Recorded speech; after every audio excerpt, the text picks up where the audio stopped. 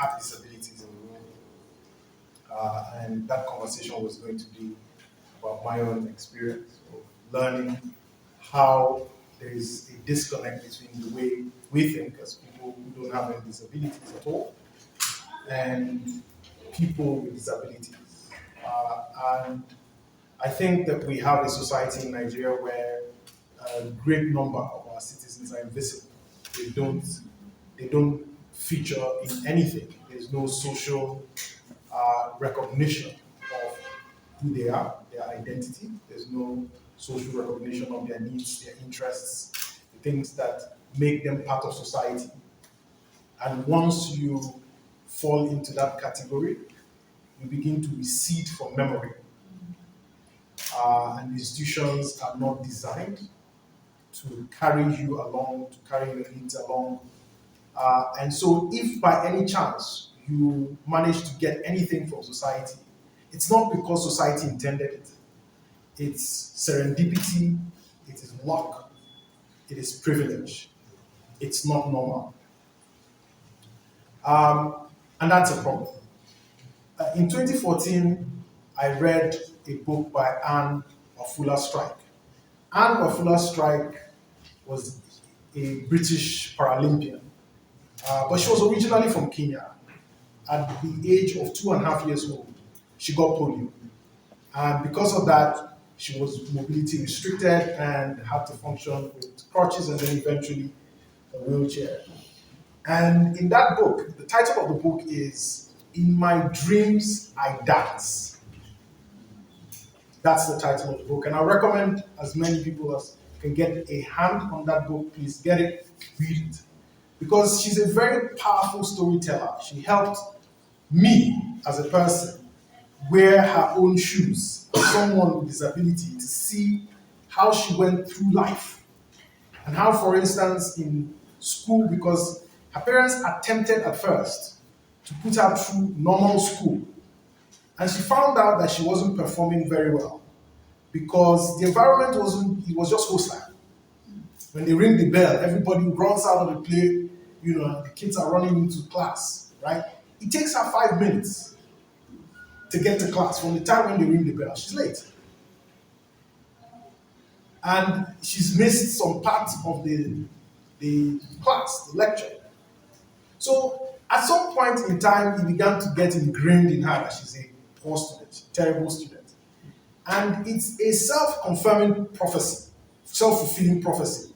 Because when you see yourself as disabled because you don't have the same ability as the kids around you, and then your academic results confirm that you are also not performing very well academically, you begin to tell yourself that you are not very good because all the evidence around you seems to be saying that same thing to you. And because of that, she began to see herself as really a terrible student. Until she was moved to a school. She was lucky enough to be admitted to a special needs school where there are people like her and there were teachers that actually understood how to relate to students like that. And then she found out that she was actually extraordinary. She did very well academically. In fact, she was so outstanding and she joined even the athletic community. She became an outstanding athlete. And eventually when she traveled she first of all competed in Kenya. And when she traveled to the UK were like, this girl is so good. You need to be in our Paralympic team. So they nationalized her as being British, and she eventually competed in the 2012 Paralympics. So her story is an inspiring story, but it's also an indictment to our society in Africa, where if you go to the regular school, I think there's a point that the executive director of the Irede Foundation made that I thought was very important, is that inclusive education at that basic level, it's not just about the people with disabilities. It's not about giving them, it's not about them. It's about society in general. Teaching all learners how to function in an inclusive society. Everybody needs to learn this lesson. And the best time to learn it is when you are a kid.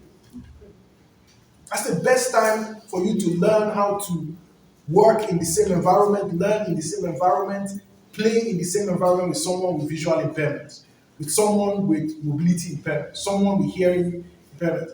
It's the time when you can easily learn sign language, for instance, and be able to communicate fluently with people, different people, and you will function in a society where there is no difference in communication, in engagement, in play, in learning, in work. It becomes harder when you're an adult. When you have developed certain habits, you have a certain default of how you talk, how you engage, how you move. And then you now find yourself that you have to be inclusive. Now you face two challenges. The first is that you have to unlearn all the bad habits. And unlearning is harder than relearning. Then you now have to go and learn afresh something that could have been normal to you because you have acquired it as a child. So, inclusive education, the kind of budgeting that brings people, children with disabilities into the same environment, makes them fully functional, a full participant in the educational environment, with other kids. That's the kind of budgeting that we are looking for. That's the kind of budgeting we are advocating for. Not the kind that also creates, it's a bit controversial because you are discriminating. You're putting them in a special needs school where there's already that teaching of, that first of all, they're seeing themselves as different. They're in a different colony altogether. And the other children are seeing them also as different. Yes. Yeah, and then how inclusive is that? However, when we begin to think of how we plan, budget, resource, create room and space in the regular environment, because the whole point of education is about preparing the next generation for society, to be functional in society. So if you envision in 15 years, what kind of society will Nigeria be? And you judge the quality of a society by how it treats its most vulnerable members. That's how the simple way is go. If you want to see how good a society is, look at how it treats the most vulnerable members. Because a society that does not leave its most vulnerable members behind, that society has a high level of social cohesion. And then you have room for adventure. And that adventure is what leads to growth, collective growth. Because in those societies, people are willing to risk because they know if at all, if I fall, there's a safety net. You know that this society will not abandon me if something terrible happens. So you are willing to take a risk. And you learn that because as a child, you see that the society doesn't leave your mates behind, even though they are kids and they have challenges. So it's something that we need to teach at that basic level, that when these kids grow up in 15 years and they begin to run society, and we ourselves are now, because again, age can be a disability. You become a dependent. One of the causes. And these kids have spent 15 years learning that when now you as a grandfather is confined to a wheelchair, we will not leave you behind.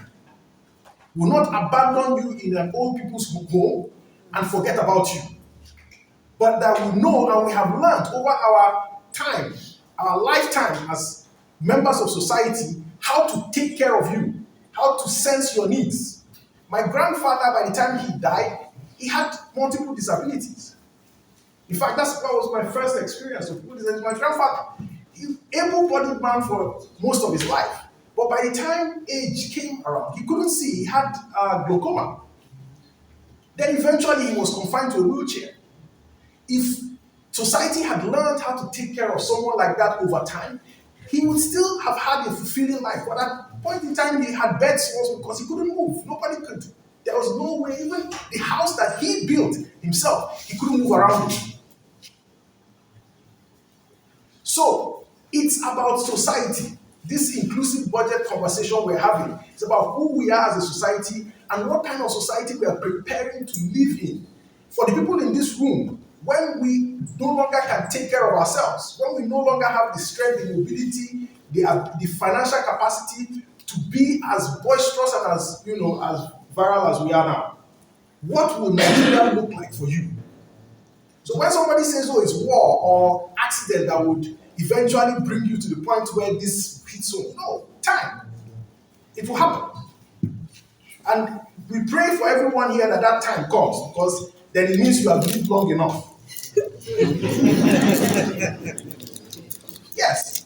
And so, if you want to know what you care about, think about what fits into your budget.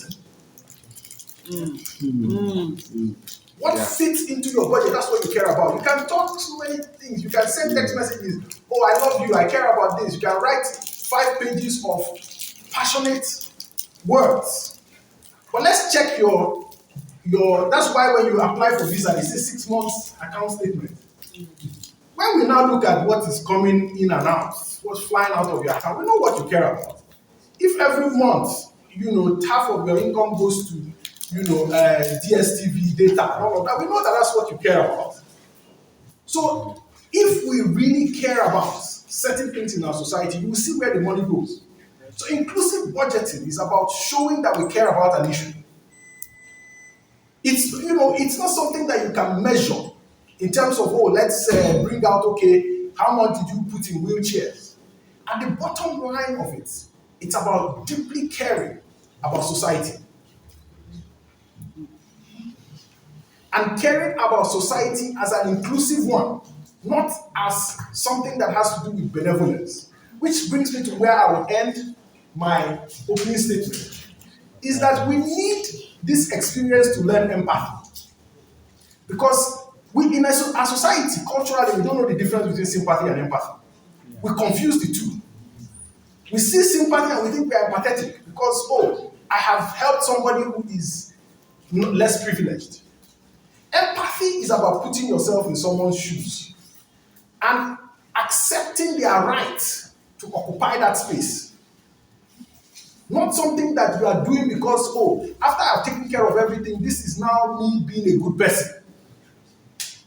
We have to learn that your brain is not supposed to reward you for doing something that giving somebody their right.